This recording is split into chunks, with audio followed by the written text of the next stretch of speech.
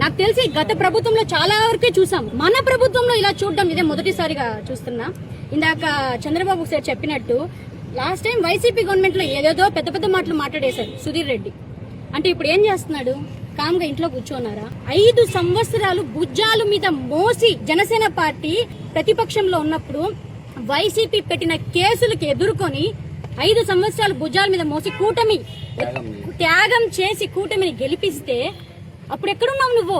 హైదరాబాద్ లోనో, గోవాలోనో, ఎక్కడెక్కడో తిరుక్కుంటా, ముంబైలోనో, పబ్బుల్లోనో తిరుక్కుంటా. ఇప్పుడు కష్టపడి ఎవరో కష్టపడిన దాన్ని గెద్ద వచ్చినట్టు లాక్కొని పోయి ఏమేమో జరిగింది, ఎమ్మెల్యే అయిపోయావు. ఏం చేయాలి? ప్రజల్ని పాలిచ్చు. ప్రతిరోజు మాకు కంప్లైంట్లు వస్తున్నాయి. జనవాణి పెడితే ఇంకా చెప్పలేమంత వస్తాయి. ఎక్కడ మేము మమ్మల్ని తొక్కినట్టు మాతో ఉన్న వాళ్ళందరూ కష్టపడిన వాళ్ళు, భుజాలు వాళ్ళు నిన్ను ఆ సీట్లో కూర్చున్న దానికి రుణం తీర్చుకోకుండా ఇంకా కూడా ప్రతి ఒక్కరిని తొక్కుతానంటే మాకేమి పోరాటాలు, నిరాహార దీక్షలు కొత్త కాదు. నువ్వు అదే కోరుకుంటే వీఆర్ రెడీ టు ఫేస్. అదే కావాలంటే మేము ఎప్పుడు రెడీగా ఉంటాం. పెద్ద పెద్ద మాటలు చెప్పావు, నేను ఎమ్మెల్యేగా గెలిస్తే వాళ్ళని ఇది చేస్తా, వీళ్ళని ఇది చేస్తాను. ఫస్ట్ నువ్వు ఏం చేస్తున్నావు అది చూడు. చాలా పెద్ద మాటలు చెప్పావు లాస్ట్ ఎక్స్ఎమ్మెల్యేని. ఫస్ట్ ఏం చేస్తున్నావో అది చూడు. జనసేన పైన పడ్డం మానే. నియోజకవర్గంలో ఎక్కడా అక్రమ కట్టడాలు లేనట్టు వీళ్ళు కట్టుకున్న దాని ట్యాక్సులు కట్టి 70 సంవత్సరాలుగా ఉన్న ఇల్లుని రేకుల షెడ్డు కట్టుకుంటే పర్మిషన్ ఇమ్మంటే ఎమ్మెల్యే దగ్గరికి వెళ్ళమంటావు. ఏమి ఎమ్మెల్యే దగ్గరికి ఎందుకు వెళ్ళాలి? నేను నాట్ ఓన్లీ శివకుమార్ది చెప్పట్లేదండి. నియోజకవర్గంలో చాలా మంది కంప్లైంట్స్ ఇచ్చారు. ఎవరైతే ఇల్లులు కట్టాలో, స్థలాలు కొని ఇల్లులు కట్టాలని చూస్తున్నారో ప్రతి ఒక్కరికి ఎమ్మెల్యే పర్మిషన్ ఇవ్వాలంట. వాళ్ళ ఇంటికి వెళ్ళి కూర్చోవాలంట. అట్లేమైనా ఇందాక సార్ చెప్పారా ఓట్స్ నాకు రావు, ఏమైనా చేయాలంటే మీరు పోయి తోముకోండి, అంట్లు కడుక్కోండి, ఇల్లు ఊడ్చుకోండి. ఇవండి ప్రజల మీద ఎందుకు పడుతున్నారు? కూటమికి బ్యాడ్ నేమ్ తెప్పిస్తున్నారు.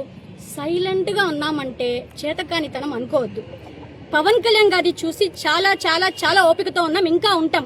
కళ్యాణ్ గారితో మాట్లాడి వన్స్ తిరగబడ్డామంటే జనసేన నీకు తెలుసు ఏం జరుగుతుందో. వద్దు సుధీర్ రెడ్డి, కొంచెం జాగ్రత్తగా పోతే మంచిది. మళ్ళీ మళ్ళీ చెప్తున్నాం, ఎవరు ఇక్కడ సైలెంట్ గా లేరు.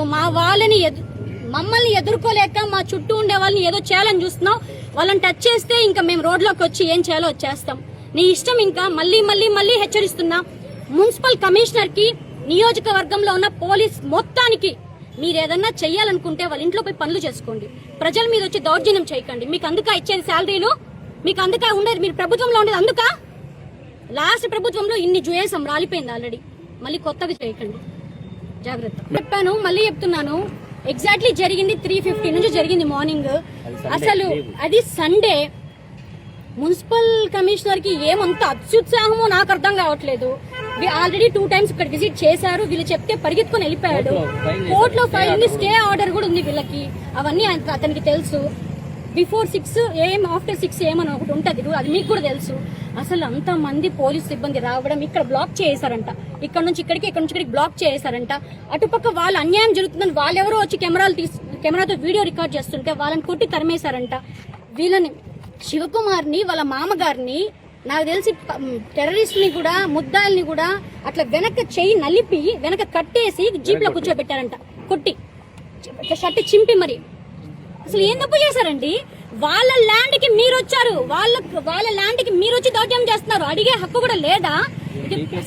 నాకు నేను మాట్లాడకూడదు. కూటమి ప్రభుత్వంలో ఉన్నాం, కళ్యాణ్ గారిని చూస్తూ కామ్ గా ఉన్నాం. ఇక్కడ అధికారులు రాజ్యాంగబద్ధంగా పనిచేస్తున్నారా? బిల్డింగ్ చూసారంటే బిల్డింగ్ కాదు, చిన్న రేకుల షెడ్.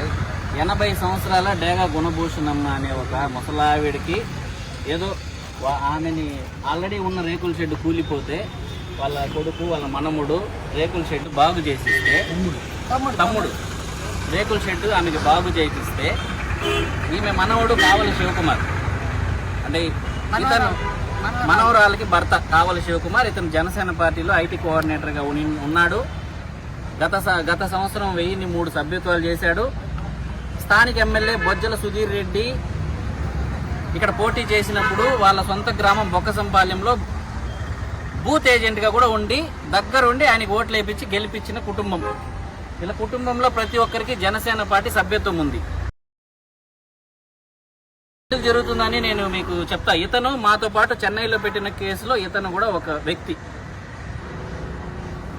మా పైన కక్ష తీర్చుకోవడానికో ఇతన్ని లొంగపరుచుకోవాలని చాలా రోజులు ప్రయత్నం చేశాడు ఎమ్మెల్యే.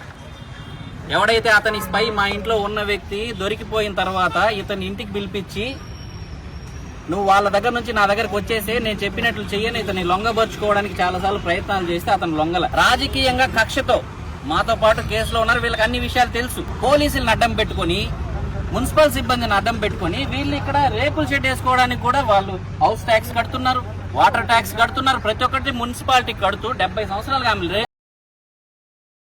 రేషన్ అడిగితే ఎవరు అప్లై చేస్తే వెనక్కి ఇచ్చేస్తారు. మీకేంటయ్యా సమస్య? మున్సిపల్ కమిషనర్ నేను అడుగుతున్నా సూటిగా, అసలు నీ ప్రాబ్లం ఏంటి? నువ్వు ప్రజల కోసం ఉన్నావా? ప్రజల సొమ్ముతో నువ్వు శాలరీలు తీసుకుంటున్నావా? ఎమ్మెల్యే ఇంట్లో పనోడుగా పని చేయాలి, ఎమ్మెల్యేకి ఊడిగం చేయాలంటే వాడి బూట్లు నాకయ్య పోయి ఎమ్మెల్యే ఇంట్లో కూలి పని చేసుకో, ఎమ్మెల్యే ఇంట్లో కూరగాయలు తరుగు, అతని ఇంట్లో ఊడిగం చేసుకో. ఇట్లొచ్చి పేద ప్రజల ఇళ్ల మీద పడతారా?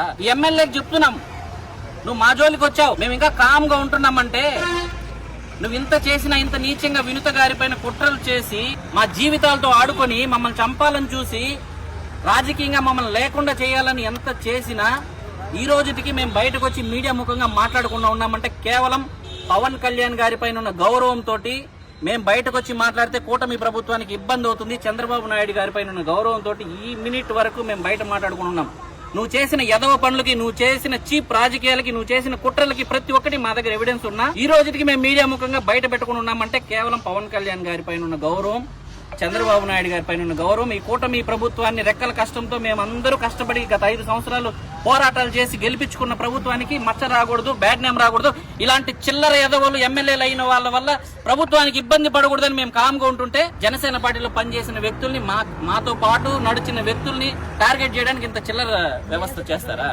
నియోజకవర్గంలో ఇంకెక్కడా లేవా? గత ప్రభుత్వంలో మేము మీడియా మిత్రులందరూ కూడా అడుగుతున్నాం. మీకు అందరికీ తెలుసు గత ప్రభుత్వంలో ఎన్ని అక్రమ కట్టడాలు కట్టారు, ఎంతమంది వైసీపీ వాళ్ళకి ఇదే ఎమ్మెల్యే సవాల్ విసిరాడు ఎలక్షన్లకు ముందు. నేను రాగానే కూల్చేస్తా. ఏం కూల్చావయ్యా? ఒక్క బిల్డింగ్ కూల్చావా? ఎదురుగా ఉంది, వీళ్ళ ప్రాపర్టీనే కబ్జా చేసి కట్టుకున్నారు, ఎదురుగా ఉన్నదని. దాన్ని కూల్చావా? నీకు దమ్ము ధైర్యం ఉందా? నువ్వు వైసీపీ ములాఖతు చేసుకున్నావు. జనసేన పార్టీ నువ్వు గెలుపుకి వీళ్ళందరూ కష్టపడితే ముసలావిడ 80 సంవత్సరాల ముసలావిడ పైన ఏంది మీ ప్రతాపం? అది కూడా 100 మంది పోలీసులు వచ్చారు 4 గంటలకి. మీరు ఎప్పుడన్నా చూసారా? 4 గంటలకు అసలు వచ్చే రైట్ మీకు ఉందా? 3:30కు వచ్చి ఆమె ముసలావిడికి వాళ్ళు టెంపరీగా అక్కడ ఉండమని ఆ ఇంట్లో ఉండమన్నారు. వాళ్ళ మనవడు, వాళ్ళ తమ్ముడు ఇంట్లో. ఆ ఇంటికి బయట దొంగల్లాగా, రౌడీల్లాగా, గూండాల్లాగా బయట తాళాలేసి వాళ్ళని లోపల లాక్కేసి మీరు బయట 2 జేసీబీలు, చిన్న రేకుల షెడ్కి 2 జేసీబీలు వచ్చి కూల్చారంటే అసలు మనం ఏ ప్రభుత్వంలో ఉన్నాం? గత ప్రభుత్వంలో కూల్చివేతలు చేసి ప్రభుత్వం ఎలా కూలిపోయిందో తెలుసు. నేను సూటిగా మీడియా ద్వారా చంద్రబాబు నాయుడు గారికి, లోకేష్ గారికి క్లియర్ గా చెప్తున్నాను, మీ టీడీపీ ఎమ్మెల్యే ఆగడాలు చాలా ఎక్కువైపోయినాయి శ్రీకాళహస్తిలో. మేము ఈ రోజు వరకు బయట మాట్లాడుకున్న ప్రజలందరూ మా దృష్టికి ప్రతి సమస్యని చెప్తున్నారు. ఏమేం అక్రమాలు చేస్తున్నారు, ఏమేం దోపిడీలు చేస్తున్నారు, ఏమేం రౌడీజాలు చేస్తున్నారు అనేది ప్రతి ఒక్కరు మాకు చెప్తున్నారు. మేము ఈ రోజుకి బయట మాట్లాడుకుని ఉన్నామంటే కూటమిని గౌరవించి మాత్రమే తప్ప ఏమి చేయలేక కాదు. కానీ వాళ్ళు మనుషుల్ని బ్రతకనీయకుండా తొక్కేస్తాం, చంపేస్తాం అనే విధంగా వ్యవహరిస్తే మాత్రం మేము రోడ్లపైన వచ్చి పోరాటం చేస్తే గత ప్రభుత్వంలో ఉన్న అధికారులు కావచ్చు, ఇక్కడ ఉన్న గత ప్రభుత్వంలో ఎమ్మెల్యేకి అందరికీ తెలుసు మేము ఏ విధంగా పోరాటం చేస్తాం. మేము చెప్తున్నాం, ఇలాంటి ఎమ్మెల్యేలు మీరు కట్టడి చేయకపోతే కూల్చివేతలతో రౌడీజం చేస్తూ, దోపిడీలు చేస్తూ, దౌర్జన్యాలు చేస్తూ మేము ముందుకెళ్తామంటే గత ప్రభుత్వంలో ఎమ్మెల్యేలందరూ దౌర్జన్యాలు చేసిన దానివల్ల ప్రభుత్వం ఏ విధంగా కూలిపోయిందో ఇది ఒక హెచ్చరికగా తీసుకొని తక్షణమే ఈ ఎమ్మెల్యే పైన కావచ్చు, ఇక్కడ మున్సిపల్ కమిషనర్ గురించి చెప్పాలి. అతను తీసుకెళ్తే అంటే చెప్పకూడని బూతులు బయట పోవయ్యా అని మాట్లాడు. నువ్వు ఎవరి కోసం పనిచేస్తున్నావయ్యా? మళ్ళీ చెప్తున్నా, కాళహస్తిలో పోలీస్ అధికారులు కావచ్చు, మిగతా మున్సిపల్ అధికారులు కావచ్చు, నేను చెప్తున్నాను, మీరు ఎవడి ఒత్తిళ్లకు లొంగి పదే జనసేన వాళ్ళని ఇబ్బంది పెట్టాలని కావచ్చు, ప్రజల్ని ఇబ్బంది పెట్టాలని చూస్తే మీరు ఖచ్చితంగా పరిణామ సవాలు ఎదుర్కొంటారు.